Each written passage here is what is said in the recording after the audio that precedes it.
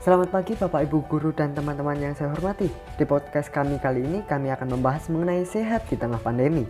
Nah, teman-teman, tahukah kalian cara mencegah dampak dan asal mula dari virus corona atau yang sering kita sebut dengan COVID-19 ini? Nah, di sini kami akan menjelaskan agar teman-teman dapat hidup sehat di tengah pandemi ini dan mengetahui asal mula virus ini menyebar di Indonesia. Mari kita simak podcast sebagai berikut. Oke teman-teman, sebelum kita membahas bagaimana cara hidup sehat di tengah pandemi ini, mari kita berbincang-bincang mengenai sejarah COVID-19 ini. Nah, tahukah kalian pengertian virus corona? Ya, the coronavirus is a virus that can infect birds and mammals, including humans.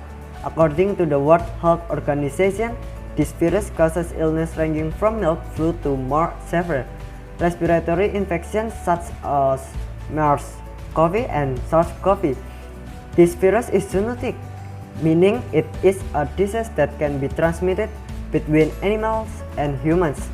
Rabies, malaria are examples of zoonotic disease that exist. Likewise, with MERS, which is transmitted from camels to humans over the last 70 years. Scientists have found that the coronavirus can infect mice, dogs, cats, turkeys, horses, pigs, and livestock. Sometimes, these animals can transmit the coronavirus to humans. Nah teman-teman, baru-baru ini juga virus corona baru muncul dan dikenal sebagai COVID-19, memicu wabah di Cina pada Desember 2019 dan merebak di berbagai negara sehingga WHO mendeklarasikannya sebagai pandemi global. Nah teman-teman, apakah kalian tahu nama bahasa Latin dari virus corona ini? Ya, the name corona is taken from Latin which means crown, because the form of the coronavirus has prominent nails resembling the crown and the corona of the sun. On March 2nd, 2020, for the first time, the government announced 2 cases of positive COVID-19 patients in Indonesia. However, University of Indonesia or UI epidemiology expert Pandu Riono said the SARS-CoV-2 coronavirus as the cause of COVID-19 had entered Indonesia since early January. Nah teman-teman, kita dapat mengetahui bahwa negara kita Indonesia merupakan negara yang termasuk terpapar virus corona. Kita bisa melihat berbagai dampak virus corona bagi Indonesia, yaitu di zaman sekarang Indonesia mulai mengalami krisis berbagai ketahanan pangan. Di zaman sekarang ketahanan pangan di Indonesia kurang membaik dikarenakan banyaknya ketua lembaga sosial yang melakukan korupsi dan mahalnya harga bahan pangan di Indonesia. Sehingga pada saat ini banyak rakyat Indonesia yang mengalami dampak buruk atau negatif dalam hal ketahanan pangan. Selain itu, banyak juga bahan pangan yang mulai berkurang bagi para rakyat bangsa Indonesia, seperti bahan baku, bahan mentah, dan bahan jadi. Sehingga rakyat Indonesia mengalami krisis ketahanan pangan dan Indonesia mengalami penurunan perekonomian. Tetapi jangan khawatir, kita bisa juga menumbuhkan ketahanan pangan di berbagai bidang, seperti bidang pertanian dan perkebunan. Contohnya, dalam bidang pertanian kita bisa membantu menanam padi dengan memperhatikan kualitas lahan. Lalu kita berikan saluran air atau irigasi agar lahan dapat menyimpan air, dan jangan lupa untuk membajak lahan tersebut supaya tanahnya subur, sehingga kualitas padi meningkatkan dan ketahanan pangan pun menjadi meningkat. Nah, kalau di bidang perkebunan, kita juga bisa memulainya dengan memberi pupuk di setiap tumbuhan agar tumbuhan dapat menghasilkan buah dan sayur dengan kualitas yang baik. Dari sini kita bisa lihat ketahanan pangan sangatlah penting bagi ketahanan industri. Mengapa? Karena hal ini saling menguntungkan dikarenakan adanya timbal balik antara pemerintah dan perusahaan industri. Contohnya pemerintah adalah yang membuat kebijakan dan perusahaan industri yang mengolah bahan baku. Nah, pemerintah memberikan bahan baku agar bisa diolah oleh perusahaan industri. Sesudah perusahaan industri tersebut menerima dan mengolah bahan baku pangan diberikan oleh pemerintah, maka akan didistribusikan ke berbagai cabang toko perusahaan sehingga banyak konsumen yang lebih mudah membeli dan menerima bahan pangan tersebut, sehingga perusahaan tersebut mendapatkan penghasilan, lalu penghasilan tersebut diberikan ke pajak pemerintah. Sehingga hal itu saling menguntungkan antara ketahanan pangan dan ketahanan industri pengolahan pangan. Nah, Janu, saya mau bertanya, bagaimana kita sebagai warga untuk dapat ikut membantu perekonomian negara dengan cara yang mudah dan cepat? Membantu perekonomian negara Indonesia dengan cara yang mudah seperti membuat produk dari bahan limbah. Contohnya kita membuat pot tanaman hias dari botol plastik bekas, lalu kita jual. Caranya sangatlah mudah. Pertama, menyiapkan alat dan bahan. Alatnya yaitu berupa gunting, silet, spidol, kertas origami atau kertas lipat, lem, selotip. Bahannya botol plastik, tanaman air secukupnya, dan pupuk. Langkah pembuatan pot dari botol plastik bekas. Pertama, menyiapkan bahan dan alatnya terlebih dahulu. Ambil botol plastik, lalu potong bagian atasnya dan lalu dibersihkan botol tersebut. 3. Jika sudah diambil bagian botol plastik yang berbentuk silinder, lalu hias botol plastik tersebut dengan motif yang Anda sukai. 4. Masukkan tanaman yang ingin ditanam dan masukkan tanah secukupnya. 5. Berikan sedikit air dan pupuk. 6. Maka tinggal taruh saja di depan atau samping halaman rumah kita yang terkena cahaya matahari dan selesai. Nah, teman-teman, kita dapat mengetahui hasil analisisnya. Ya, ada berbagai kekuatan, kelemahan, peluang, dan juga tantangannya. Kekuatannya yaitu harga murah, bahan produk mudah didapat, mudah dibentuk. Kelemahan, tidak tahan panas, sulit terurai, kurang baik untuk kesehatan. Peluang, meminimalisir sampah, harga terjangkau, dan sampah plastik berkurang. Dan yang terakhir, tantangannya, perlu kreativitas yang tinggi, memerlukan alat yang memadai, dan harus memiliki keahlian saat menghias produk. Nah, dari sini kita bisa membantu perekonomian negara dengan cara yang sangatlah mudah. Tahukah Anda, pada zaman ini Indonesia juga mengalami krisis dalam bidang kesehatan. Karena pada saat Indonesia terpapar virus corona, banyak orang yang memakai obat terlarang atau yang biasa kita sebut dengan narkotika atau nafza. Dengan alasan tidak ada pekerjaan yang dapat dilakukan selain memakai obat-obatan terlarang, hal ini menyebabkan kesehatan yang makin terganggu dan bahkan bisa menyebabkan kematian. Narkotika ini banyak jenis dan fungsinya. Sebenarnya narkoba tidaklah berbahaya. Namun yang berbahaya yaitu di saat orang lain menyalahgunakan narkoba sebagai obat yang memberi kesenangan, sehingga akhirnya menjadi pecandu narkoba. Nah, pada zaman sekarang mulai maraknya pembuat, pengedar, dan juga pemakaian narkoba dengan penggunaan yang salah dan tidak sesuai dengan resep dan izin dari dokter. Sehingga mereka menjadikan narkoba sebagai obat penghilang penat dan akhirnya banyak kasus orang yang meninggal dikarenakan penyalahgunaan narkoba. Nah, Hardwin, sebelum lanjut lebih dalam lagi, saya ingin bertanya, sanksi bagi pengguna narkotika itu apa ya?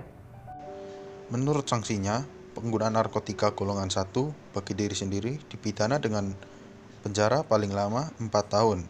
Lalu pengguna narkotika golongan 2 bagi diri sendiri dipidana dengan pidana penjara paling lama 2 tahun. Dan penggunaan narkotika golongan 3 bagi diri sendiri dipidana dengan pidana penjara paling lama 1 tahun. Nah, dari pembahasan tentang narkoba ini, saya mengingat suatu artikel yang sangat tepat dalam menghadapi hal ini. Artikel tersebut yaitu berisi, "Drugs are only small items, but they can do a lot of damage. Before the world turn even crazier, then save it while we are still given a chance before things get out hand again." Nah, Hardwin, saya ingin bertanya, ada berapa golongan dalam narkotika? Terima kasih. Menurut UU 022 tahun 1997 tentang narkotika, narkotika dikelompokkan ke dalam 3 golongan, yaitu yang pertama, narkotika, suatu zat atau obat yang berasal dari tanaman maupun bukan tanaman, baik sintetis maupun semi-sintetis, yang menyebabkan penurunan dan perubahan kesadaran, mengurangi dan menghilangkan rasa nyeri, serta dapat menimbulkan ketergantungan secara fisik maupun psikologis. Dan yang kedua, ada psikotropika. Setiap bahan alami ataupun buatan bukan narkotika yang berkhasiat psikoaktif mempunyai pengaruh selektif pada susunan saraf pusat yang menyebabkan perubahan khas pada aktivitas mental dan perilaku. Yang ketiga, ada zat adiktif, yaitu bahan lain yang bukan narkotika atau psikotropika yang merupakan inhalasi yang penggunaannya dapat menimbulkan ketergantungan. Misalnya ada lem, aceton, premix, dan thinner. Nah, maka dari itu, mari kita bersosialisasi bersama masyarakat dalam mencegah narkoba dengan cara menambah wawasan kita tentang dampak negatif yang diberikan oleh narkoba jika disalahgunakan dalam pemakaiannya. Hardwin, saya mau bertanya lagi.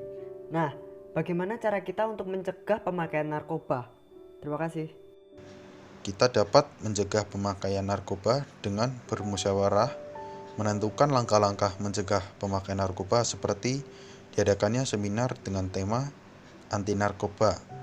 Dan kita juga bisa berkampanye tentang anti narkoba. Dan kita juga harus memperdalami ilmu pengetahuan kita tentang dampak dari penggunaan narkoba dengan membaca buku atau media lainnya seperti internet tentang mengenai dampak narkoba bagi kehidupan kita. Selain itu, kita juga harus menjaga lingkungan sekitar kita dengan melakukan kerja bakti atau gotong royong agar lingkungan masyarakat kita tetap terjaga, aman, dan agar masyarakat terhindar dari narkotika. Nah, Hardwin, saya ingin bertanya, bagaimana kerja bakti bisa mencegah narkoba? Kenapa hal itu bisa terjadi dan bisa mencegahnya? Karena pemakaian narkotika ini bisa timbul dari lingkungannya yang tidak nyaman. Karena mereka merasa tidak nyaman dengan lingkungannya, lalu mereka mencari rasa nyaman dengan menggunakan narkoba. Tetapi hal ini tergantung masyarakat apakah mau ikut dalam kerja bakti atau tidak mau ikut. Dikarenakan kita juga tidak bisa memaksa hak orang untuk ikut dalam kerja bakti. Nah, di Indonesia ada beragam jenis budaya dan agama. Mayoritas dalam negara Indonesia adalah umat Islam. Maka dari itu kita bersama saling mendukung satu sama lain dengan mencegah narkoba dan membantu teman-teman kita yang sedang mengalami musibah dalam hidupnya dengan memberikan sedekah atau zakat agar hidup kita dapat berguna bagi orang lain. Terima kasih Hardwin atas sarannya. Nah, teman-teman, saya kan sekarang tinggal di daerah Jawa Tengah. Biasanya di masyarakat tempat tinggal saya, mereka membentuk sebuah kampanye dalam bentuk tembang. Pada zaman sekarang kan teknologi makin canggih.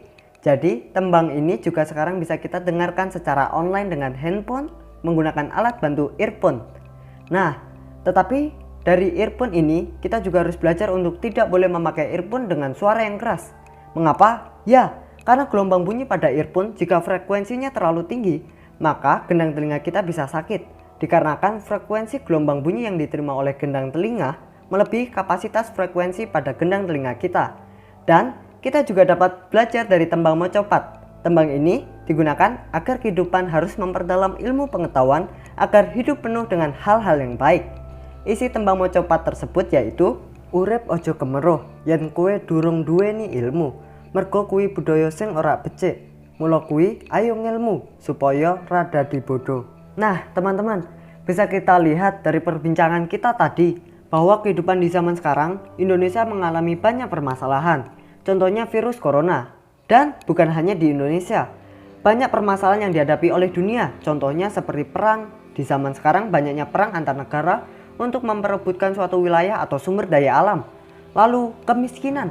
Hal ini dapat kita lihat pada zaman sekarang di Indonesia yang sedang mengalami penurunan ekonomi dan belum lagi ketua lembaga yang masih banyak korupsi sehingga masyarakat mengalami kemiskinan dan ketidakadilan sosial. Dari ketidakadilan sosial ini, warga melakukan demo dengan amarah yang menyala-nyala sehingga melakukan perusakan lingkungan. Tetapi dari semua permasalahan itu ada dampak positifnya juga, yaitu adanya perkembangan iptek dengan cepat sehingga bisa membantu masyarakat dalam menghadapi suatu permasalahan di dunia ini.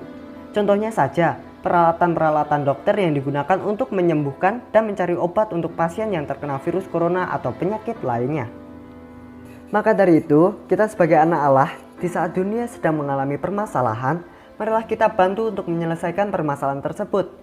Tidak usah menggunakan cara yang rumit, cukup dengan cara yang mudah. Contohnya, mengajak atau mendorong orang di sekitar kita untuk mematuhi protokol kesehatan seperti memakai masker, hand sanitizer, dan cuci tangan dengan air yang mengalir serta jaga jarak. Kita juga bisa membangkitkan karya-karya yang melayani semua orang, seperti kita berbagi dan memberikan berkat kepada sesama yang membutuhkan atau yang kurang mampu dalam perekonomiannya. Dan kita jangan lupa juga untuk beribadah kepada Tuhan Yesus Kristus agar dunia ini cepat dipulihkan.